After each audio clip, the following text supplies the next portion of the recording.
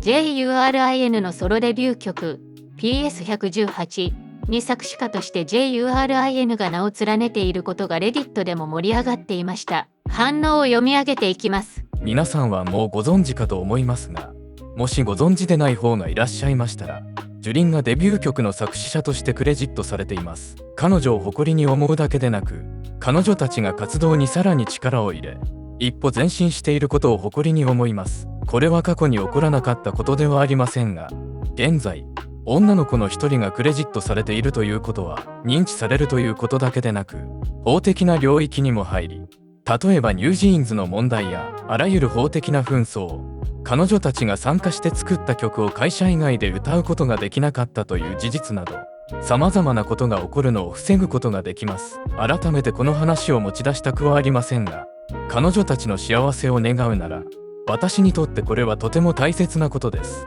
韓国のテレビ番組で彼女たちを宣伝することと同じくらい、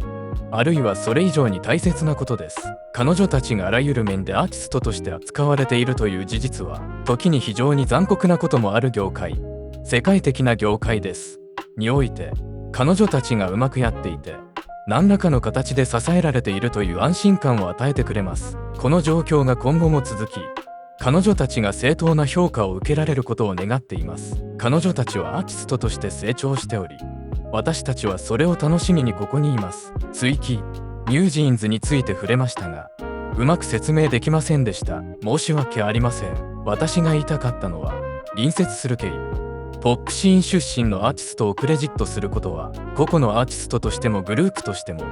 XG の将来にとって重要だということです。ジュリンが曲の所有権を持ち、何をしても構わないと言っているわけではありません。これは XG チームが彼女たちに対して良い対応をしていること、つまりプロセスへのそのような自由と関与は当たり前であるべきであり、基本的なことだと言えるでしょう。しかしその分野では通常行われないことです。だからこそ私はニュージーンズの状況、彼女たちが受けているという不当な扱いについて言及したのです。これはその業界の法的側面や認定などのギャップを露呈しています。だからこそ私はニュージーンズは単なる一例であり、作詞家としてのクレジットの問題と厳密には関係のない事実だと言いました。彼らを執筆、創作プロセスに参加させることは、彼らの将来の成功につながります。まさに彼らはアーティストとして成長することを許しているのです。 NJ についてのあなたの指摘は実際には関係がなく、音楽業界の仕組みとも異なります。楽曲の所有権は作曲側と録音側の2つに分かれています。ジュリンの作詞・作曲クレジットは作曲側への貢献度に応じて分配されます。つまり彼女はマスターの所有権を持たないため XGALX の許可が必要になります。いつかこの日が来るとずっと思っていたので、ジュリンを誇りに思います。他のメンバーもソロやグループプロジェクトで作曲クレジットに乗る順番が近いでしょう。できるってことを示せ。もういいね。まさにその通りです。チームがメンバーたちに信頼を寄せているという意味でも、これは大きな前進です。将来的にはメンバーの何人かが XG のために曲をプロデュースしてくれる可能性もあるでしょう。作詞、リリックケース、ジュリンの曲はきっと大変な苦労をしたに違いない。でも少しでも貢献できただけでも前進だと思う。きっとまるで彼女が全部のバースを書いたかのように言う人がいるだろうけど、それはただの馬鹿げている。彼女たちが自分たちの作品に独自の解釈を加えるという点で、どんな前進であっても祝福しよう。この曲では XG のクレジットがついている他の曲よりもヨー X の要素が強く感じられる。まさにヨー X の真骨頂と言えるだろう。曲を書くだけでも何年もの経験が必要ですし、ましてや歌詞のあるラップとなると、プロセス全体について現実的に考えなければなりません。MC には実に様々なニュアンスがあります。彼女が参加して創作プロセスがどのように進むのかを垣間見ることができたという事実自体が大きな勝利です。もちろんリックが最初にリストに載っているので、大部分は彼のおかげです。個人的な希望としては、彼と他の関係者全員が数小節を歌い始め、彼女に最後まで歌い切る機会を与えてくれたらいいなと思っています。もっと現実的に考えると、彼女が全体的なアイデアのブレインストーミングを手伝い、そこからリックが曲作りをしていくという流れです。いずれにせよ、これは樹林にとって、そしてひいては他のメンバーにとっても大きな勝利です。彼女の英語力はあまりにも高度すぎるので、彼女が大きな貢献をしたとは思えないが、それは全く問題ない。これが、彼女が将来、自分で曲を全部作れるようになるための足がかりになればと思う。リックが 100% 大仕事をした。ジュリンが作曲クレジットを獲得したのは嬉しいけれど、ALPHAZ がまるで勝利旗のように振り回しているのを見ると、内心少しゾッとする。現実的に考えよう。ジュリンの英語はネイティブレベルには程遠く、YOX を聞けばリックの韻や言葉遊びがわかるだろうから、ほとんどの小説がリックによるものだとわかるはずだ。ジュリンの功績をけなしているわけではない。彼女は本当に素晴らしい歌い方をした。でも、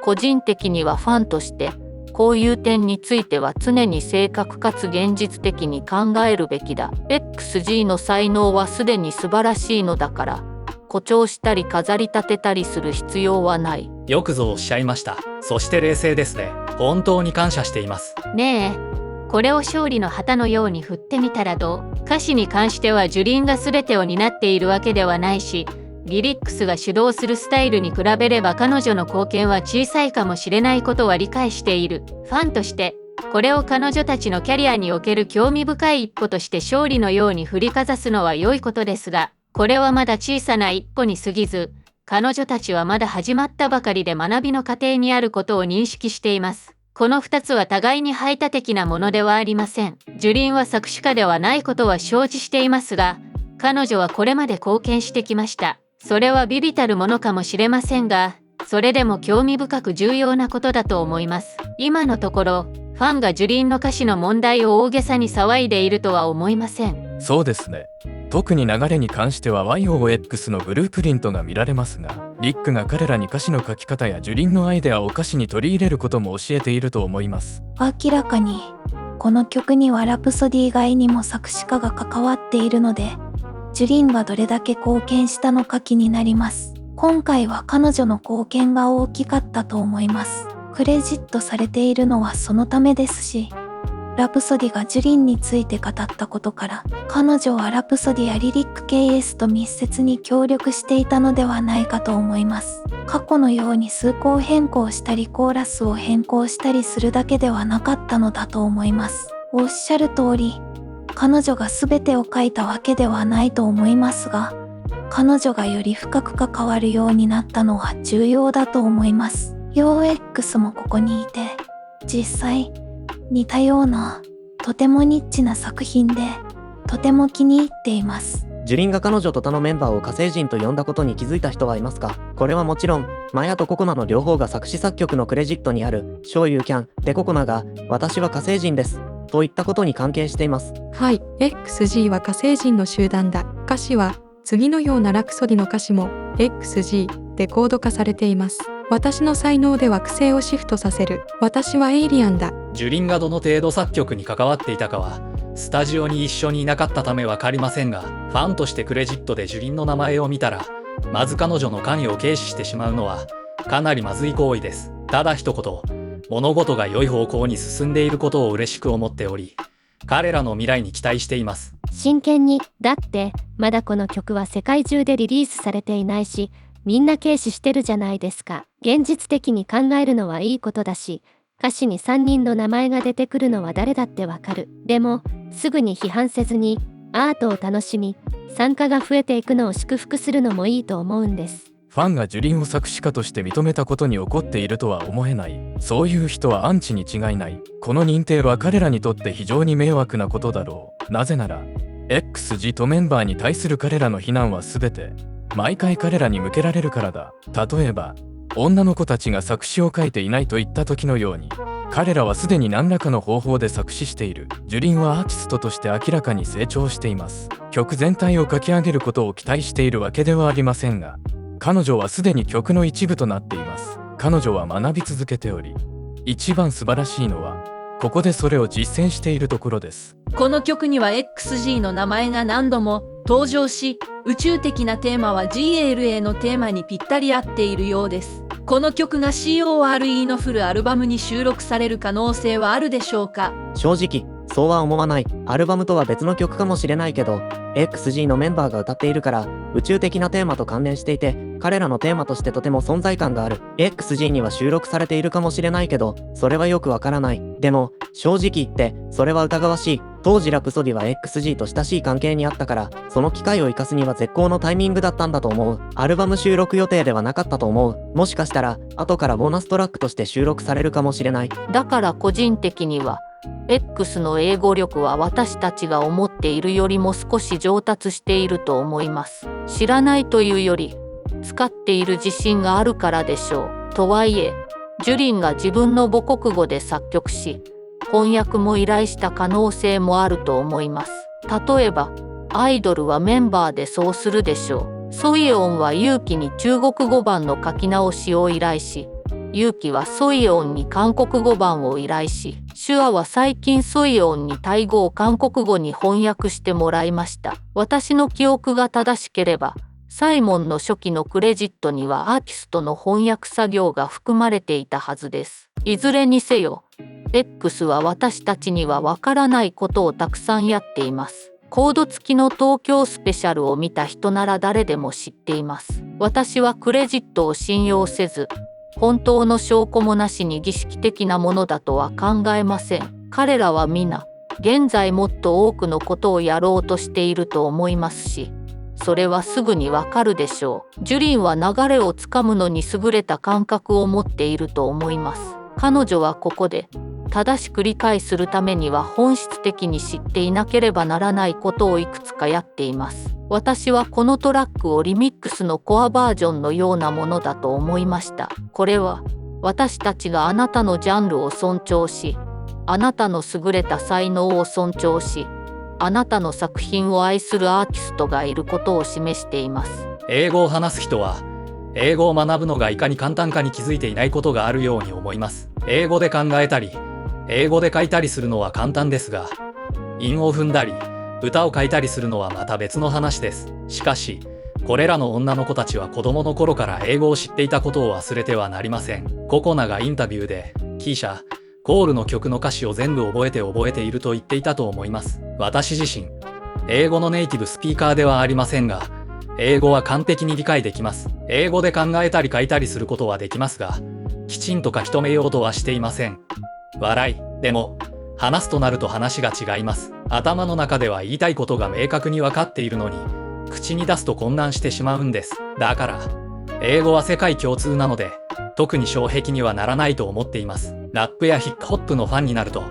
英語を学ばざるを得なくなります。曲を書くのは複雑ですが大丈夫です。彼らがすぐに傑作を書けるとは期待できませんが、彼らは非常に有能で非常に才能のある人々と共に成長しているので、彼らがすぐに習得できるのも不思議ではありません。皆さん、こんなことを言いたくはないですが、サポートという点では BTS のファンのようになれるでしょうか？どういう意味ですか？もっと整理整頓するとか、そういうことですか？アイドルを宣伝するストリームのように。あ、なるほど。ただ、XG のファンダムっていろんなタイプのファンが集まってる感じがするんだけど、アイドルをあんな風に盛り上げようとするファンはそんなに多くないと思う。アイドルという言葉自体が嫌いなファンもいるし、でも、もっとこういうのを楽しめるべきだって思うんだよね。これは彼女たちが単なる利益追求のために作られた作り物のポップグループではないという何よりの証拠の一つだと私は思います。他のガールズグループと同じように人々は彼女たちを甘やかしたり、サイモンが鉄拳で支配しているかのように振る舞ったり、